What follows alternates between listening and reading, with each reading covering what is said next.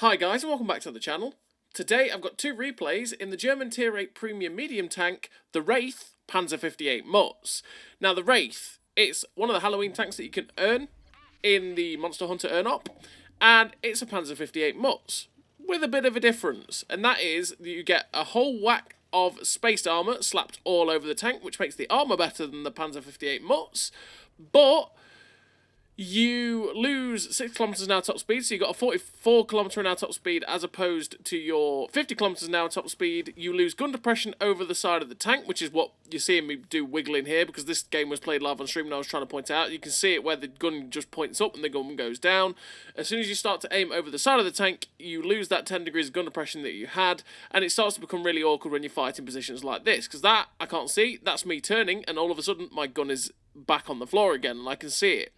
And, you know, I can look down. That's what it's like using the gun depression on this tank. It's really, really awkward. On the whole, I think the Wraith is not worth it because, like most people have already earned the Panzer 58 Mutz, because it was a season pass tank, wasn't it, or something like that. Most people already have the Mutz. And this is just a worse version of the Mutz. Sure, the spaced armour on the upper plate is nice. The spaced armour on the turret can be nice. But the thing is, you actually have 20mm of turret, 20mm of effective thickness less on the turret armour of the Wraith, or should I say you actually have full thickness, 20mm of full thickness less on the Wraith than you do on the Mutz. The Mutz has 140 turret armour, this has 120, but it does have some spaced armour, which helps it bounce a few shots on the ridgeline. And then, on top of that, your gun's slightly less accurate when turning the turret. You have slightly worse turret traverse by 2 degrees.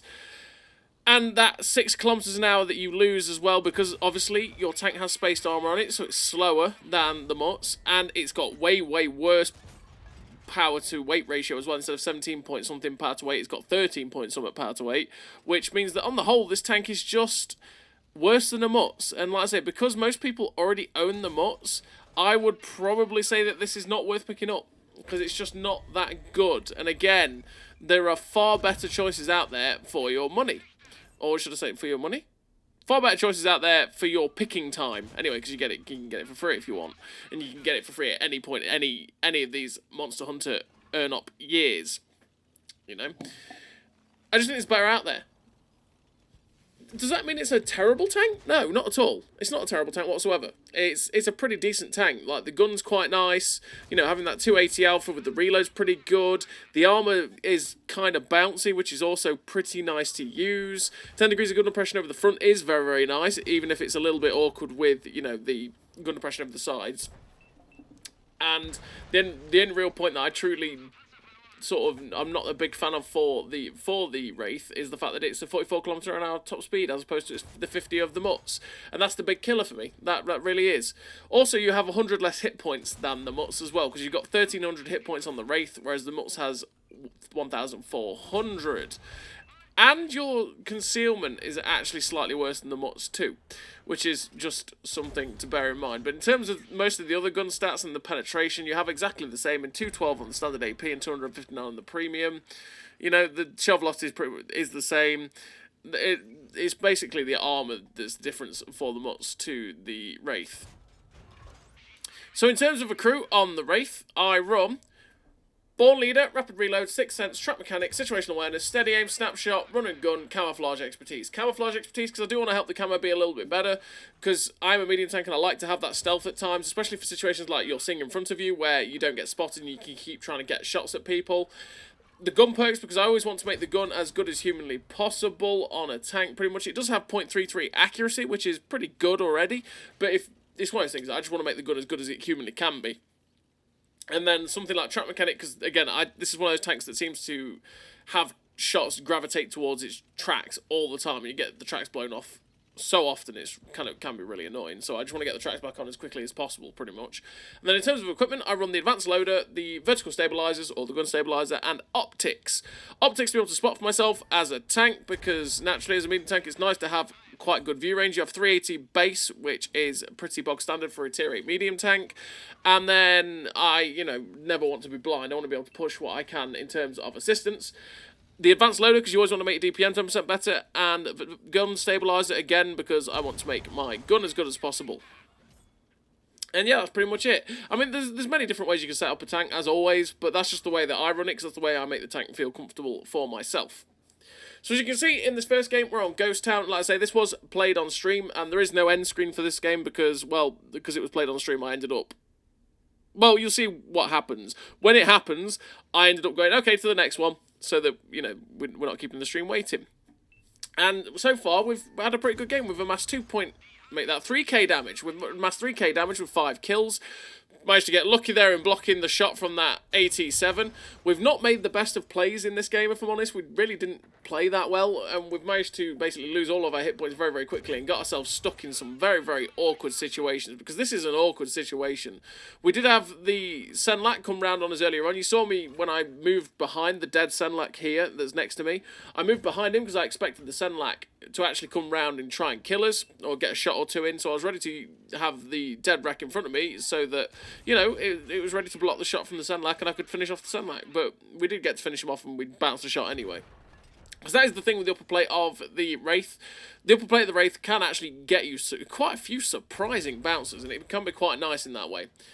So at this point, I realised I was boned. And this is where I say, you know, we finished the game with 4.2k damage and the 5 kills. And this is where the end screen cuts off and we don't have it because, you know, obviously at this point I went, well, let's go into the next game and see what happens, right?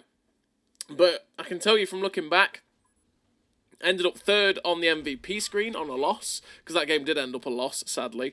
Third on the MVP screen on a loss, which means I must have come top on the team there. But it was a pretty damn nice game in terms of the result, but we lost that game really because I mean, team didn't help, but also I played pretty poorly and I lost a lot of hit points in a lot of stupid ways, which meant that I just wasn't able to react to anything and I had to play very, very defensively all the time, and that just led to those awkward situations that you saw in that game where we just were like, oh, there's not much I can do here, and then the Indian Panzer came in full health and just did away with us. So we're on to the second replay. And the second replay, we're on mines. And mines, you always want to take the hill on mines. Always take the hill, because once you win the hill, you basically win the game. That's the way that mines rolls. Mines is a very, very simple map. Win the hill, win the game. So what we're going to do is we're going to try and win the hill. So we've got this VK3001D in front of us, and this T43 as well. We might be taking the odd hit from these guys, but I'm trying to make sure that I'm not going to take a hit from the left, and I'm just dealing the shots into these guys on the hill. Because we get rid of the guys on the hill, we're going to have a good time. So we're trying to get a shot into the T43, which we finally get him. We actually set him on fire again, but he gets shut down by the VK3001P. We are trying to get a shot into the DA, but unfortunately we just hit the side of the T43's turret. The Rover comes round in front of our gun again. It's like, well, thank you, Mr. Rover. Why? Well, I will shoot you. Thank you, friend. Good night. Thank you for just driving in front of my gun. That was very, very friendly of you. We get rid of the Rover. Now we've got the DA, who's constantly trying to get some shots into us again. His 145 pen is going to struggle a little bit with our frontal armour. He can pen us, but will he do it every time? Not really. We get the shot in to shut down the VK3001D. We get fortunate in the fact that the Jackal missed the shot on us. We do get a shot into him on the move, and he misses his next shot. Now we're in a position to get this Batchat 12T that's on the hill. He was here the whole time. Well, okay then. We end up missing that first shot because, to be honest, this Mutz gun does like to troll me sometimes and miss some silly, silly shots. But now the Batchat's running away. I thought, I'll try and get a shot into him while he's running past my VK friend. So we get a shot into his back end, which sets him on fire. But he actually has a fire extinguisher. Wow, okay. He puts the fire out and he gets out of, well, our dodge, really, for us. I was aiming to see if that Draugen had come around that corner, but he never did. And then, really, just as I turned away, the light tank drove in front of our gun, which would have been pretty nice to shoot. And that was the DA as well. The DA was the one that was on top of the hill, so he's run away and given up the hill himself. Same as the Batchat 12T did. So now we have the dominance of the hill, which means this game, realistically, for a mines game, should be fairly easy for us, because as long as we don't do something stupid, we'll have control of the strongest point on the map. We can start spotting things that are camping. We can start getting safe shots at people from up here too. So like we get a nice shot into that Draugen there, which puts us up to 3.2k damage with 2 kills so far, which is pretty decent.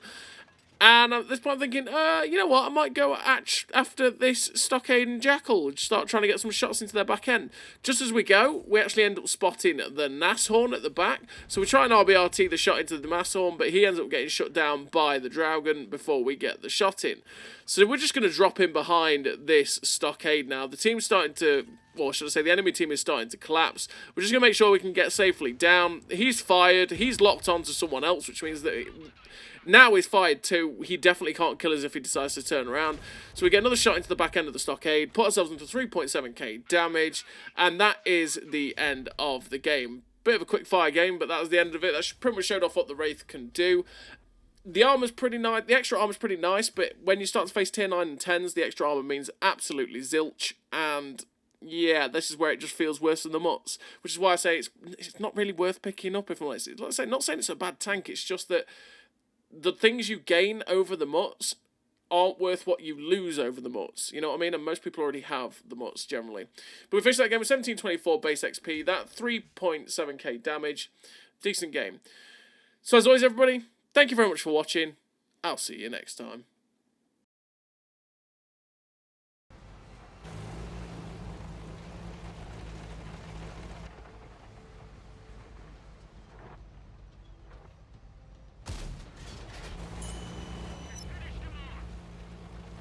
A great success!